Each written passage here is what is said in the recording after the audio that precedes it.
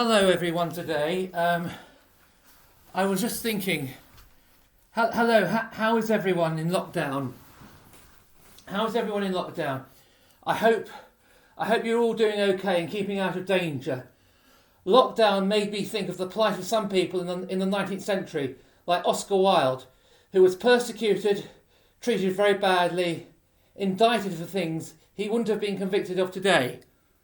Thankfully, we have come a long way since those diabolical times. He was made to feel like a felon who had committed a heinous crime or was guilty of unspeakable carnage and GBH, which he clearly wasn't. My condolences go out to him. Oscar would have been in the same prison as violent prisoners and not just people guilty of a misdemeanour. I would like to talk about and highlight the madness and prejudices of some people towards others who are perceived as different and who are very necessary and learned and deserve far better treatment from others in the 19th century. If I focus on the great mind that is Oscar Wilde, to protect his identity, I shall focus my attention on someone who is a bit like Oscar and call him Harry. So I want to stress that there might be some or very few similarities between my fictional character and the great man Oscar. Harry was a very clever boy. So Harry was a very clever boy. He was good at a vast range of subjects at school. So he was good at a vast range of subjects at school. Things came very easily to him as a young man. But as a young man of 18, it was so apparent that Harry was not interested in girls sexually. When you were in his, so that's right. He couldn't get a hard on when thinking about girls. I don't mean to say anything disparaging and derogatory about him. Yes, he was impotent, but he'd rather be scaling instead. So, he couldn't get a hard on when he was when thinking about girls. I don't mean to say anything disparaging and derogatory about him. He was impotent, and he'd rather be scaling with the spoken word. That's right. When you were in his company, you had to think before you opened your mouth, and not many people verbally could get the better of him because he was so scathing. I wish I was as scathing as old Harry. Scathing. Sorry, he was so scathing. I wish I was as scathing as Harry. So he was excellent company, very amusing when he wanted to be, and thought a lot of himself. Harry showed signs of being ruthless, and you could say he was a street fighter and had the killer instinct. Having said this, he had a lot of integrity and was by the book. He was law-abiding and wanted to uphold the law, and reported people sometimes who flouted the law. So I suppose, as you've probably gathered, he was an upstanding member of the human race. Harry wanted to comply with and cooperate and adhere to rules because he did have a lot of integrity. That's right. So, Harry wanted to comply and cooperate and adhere to the rules because he did have a lot of integrity. And comply and cooperate, and adhere to the rules because he did have a lot of integrity.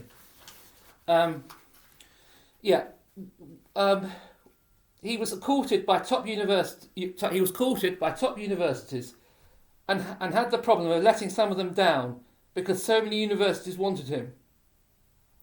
When it came to girls, he liked them but didn't like them, if you know what I mean. He didn't want a physical relationship with them. He'd rather be scathing instead, I think. Well, he would be. Scathing with the spoken word, because he was so scathing. He couldn't understand why some men got embroiled with women, and Harry thought it was odd that these men started off being polite and well behaved and trying to impress the girls just to get their wicked way with them. Harry was very disapproving of this and very scathing about it. Harry wanted girls to be polite and well behaved with him, more that way around, them treading carefully with him rather than men treading carefully with the women. I suppose not being embroiled with young delectable women. Yeah, so I suppose not being embroiled with young delectable women made him invulnerable. He hit it off with older women. Harry said that he'd rather hit it off with an older woman than have it off with a younger delectable woman, and was very scathing about men liking young women. So Harry, when it came to girls, he didn't want a physical relationship. In fact, he began to loathe the sight of delectable, beautiful women. And when he had sexual fantasies, they were always with men. So he was always thinking about having it off and having a night of passion with a man rather than a woman. If you trod carefully with Harry, he could protect, stick up for you, and come to the rescue. This would even apply to the young women category. He did have a guns blazing approach. This was generally directed to young women who annoyed him. When he was at a world-renowned institution of higher learning, in other words, university, mixing with men of the same alumni, alma maters and things like that. So when he was there, he would have private thoughts that, if you don't mind, I will divulge and disclose with you. These very private thoughts go like this. Harry thought to himself, I'd like to have it off with these men. I want to shag these men. I want to have a night of passion with these men. I think they look delectable.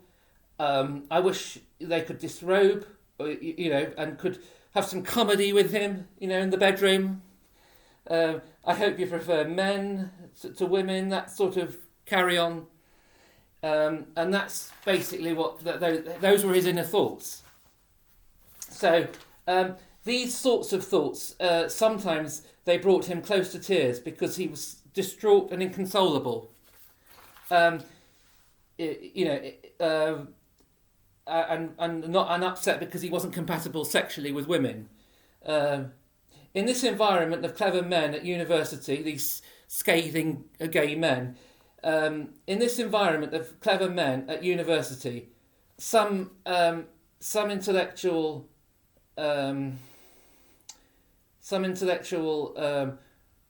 erudite men were actually homosexuals, and in his mind, he hit the jackpot when he had a relationship with one of these men. So yes, that's what happened, and then used to have one. I asked one of these men, and one of these men that he got attached to a very intimate relationship with. He said to them, he wanted to live in one. He didn't mind if he lived in a one-room house with them, and he could have it off with them all the time, and just have vigorous sex with them. So nothing was going to hold him back, for he desperately wanted a family. He really wanted to have either a son or a daughter. In Harry's very private and undisclosed head, he thought that it would be lovely if babies came out of men, because he'd rather be intimate with a man than a woman. But he couldn't change this. He eventually found a woman that he fell in love with. If you call it love, I call it catastrophic deception of the highest order. He had a child, and once he did this, he didn't want his wife to go near him sexually ever again. He even asked one of his dear heterosexual men if they could have it off with his wife and shag her and then he didn't have to make love to his wife, but he knew that he wanted a son, so he had to to do something he didn't want to do. That's right. So what was I going to say? Yeah, when he realised, and also he realised he had greater orgasms and hard-ons and stiffies with men than women, and much more vigorous sex with men than women.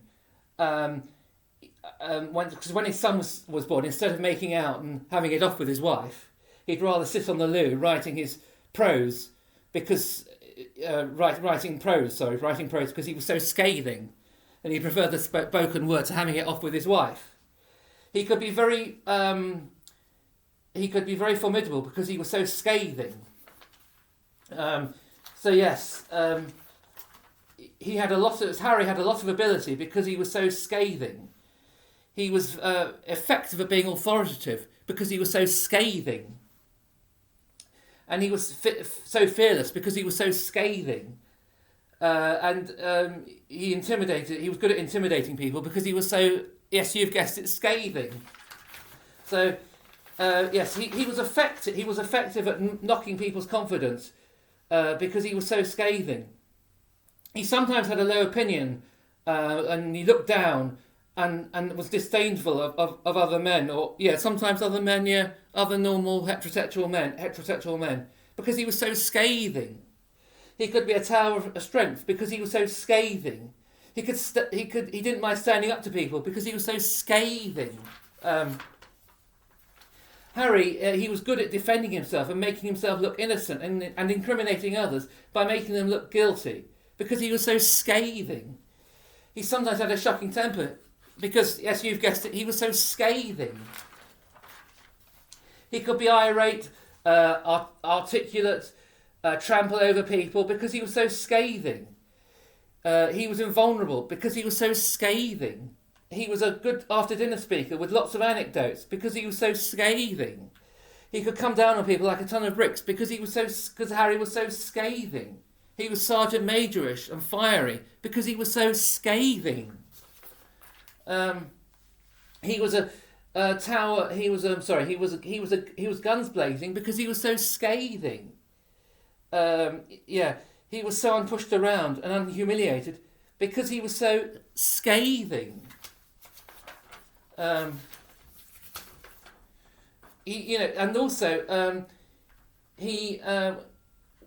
Sometimes he would think, what do you know, in a sort of a derogatory way, or as if these ignorant people don't know anything, because he was so scathing.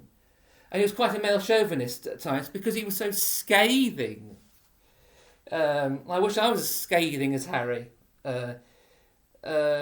He was a good spokesperson. Yes, you guessed it, because he was so scathing. He was opposed to malpractice of any kind because he was so scathing. You'd sit up and take notice when he spoke because he was so scathing. He was good at interrogating people, Harry was, because he was so scathing. He preferred the spoken word, being scathing, to having it off with a woman, and because he was so scathing.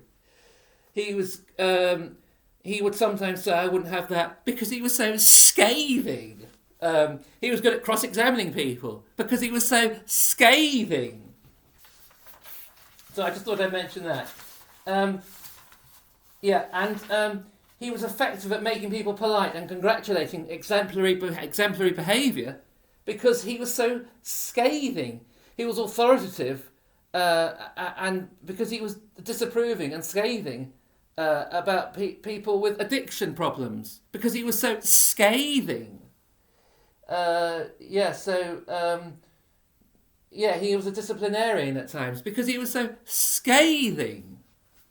So I just thought I'd mention that to you.